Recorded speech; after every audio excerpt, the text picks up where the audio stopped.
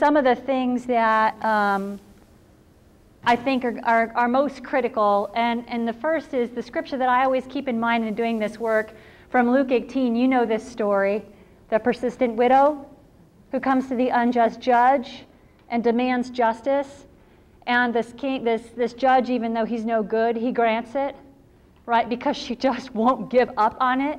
She just keeps coming back. And then the scripture I love, and the Lord said, listen to what the unjust judge says, and will not God grant justice to his chosen ones who cry to him day and night? Will he delay in helping them? I tell you, he will quickly grant justice to them. And those are words that speak to me, because this is a movement. We talk about the Violence Against Women Act getting passed in 1994. That was the culmination of over 2 decades of work.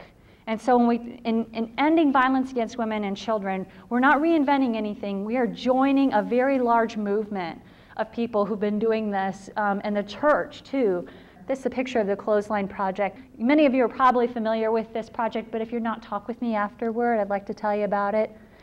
I have a bunch of myths and facts, and I think we kind of dispelled most of these.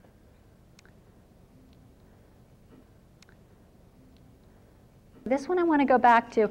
Domestic violence only affects those persons who are victims, perpetrators, or witnesses of abuse.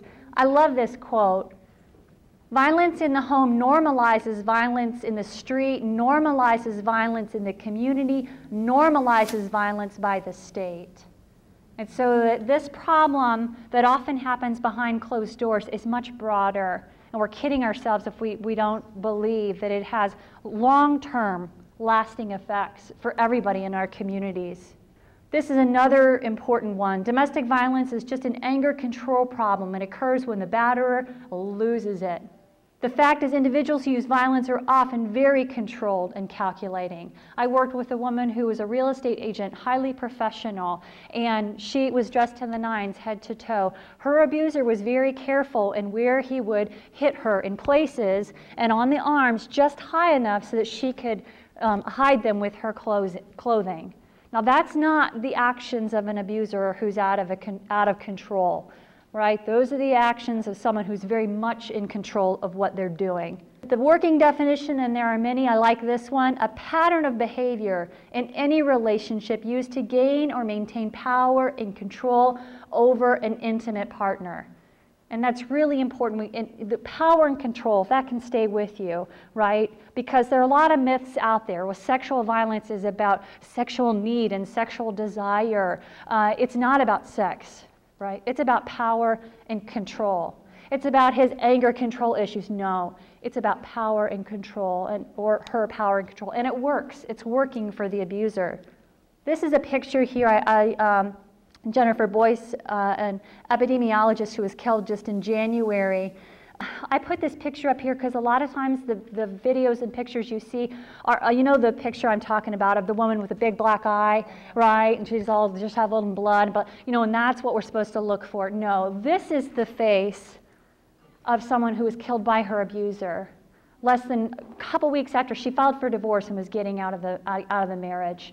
And that's when he stabbed her to death and then killed himself. Highly educated marathon runner.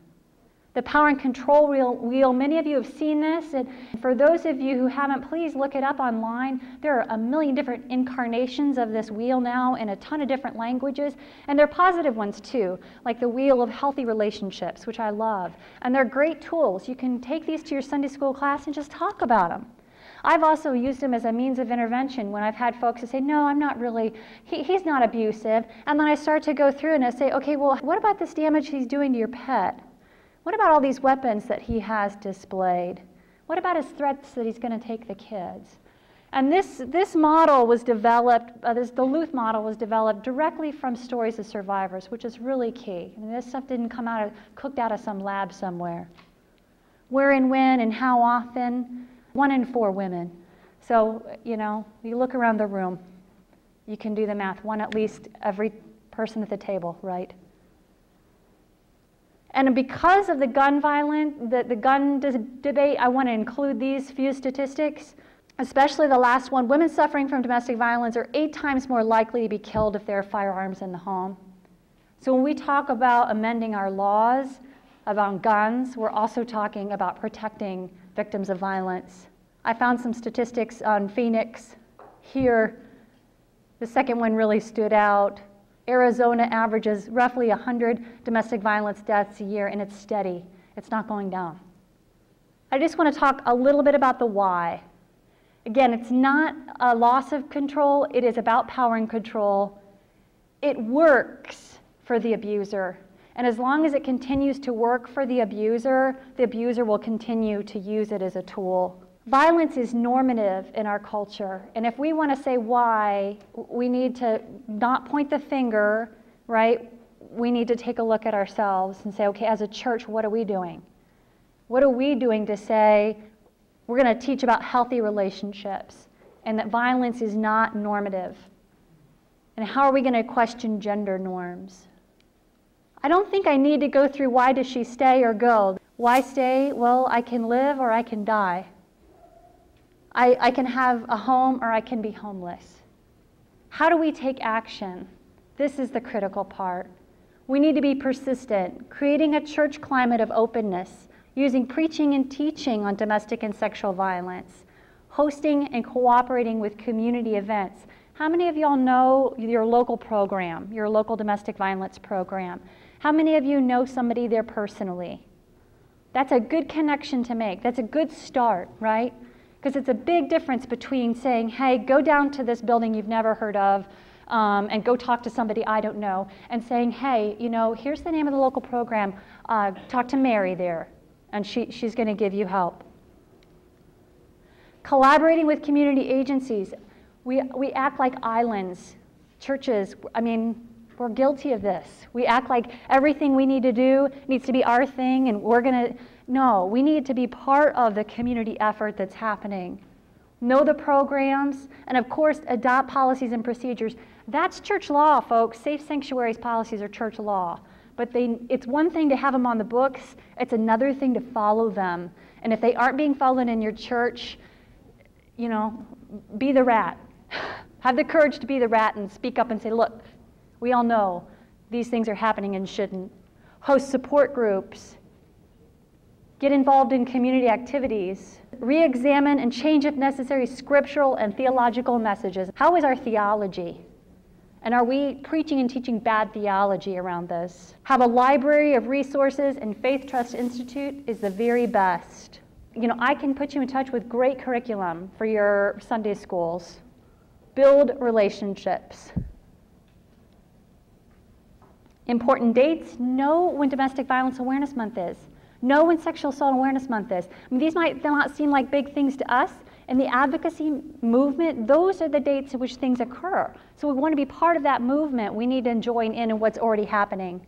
And this is the last thing. Have the national hotline in your phone. 1-800-799-SAFE, the TTY for the deaf and hearing impaired. Put that's the second one there. That works for anyone. You could be visiting the great state of Michigan and witness violence there, and you can hand that number to someone and say, hey, here is a number you can call for help. You know, it's a domestic violence hotline, but they're well connected to trafficking and sexual assault hotline. So if you call and you need the trafficking line, they can get you to the trafficking hotline. They can get you to the sexual assault hotline operated by RAIN. They also have translation in like 100+ languages. Yeah. This happened because of VAWA. That's federal legislation. That did not happen before, and I know it's my time. I know it's my time. And the last, can I one last word? One more word, is that it's God's work, friends. It's God's work. We're just hands and feet in this to prayerfully do what we can. And I just thank you from the bottom of my heart for being here, for doing what you can today.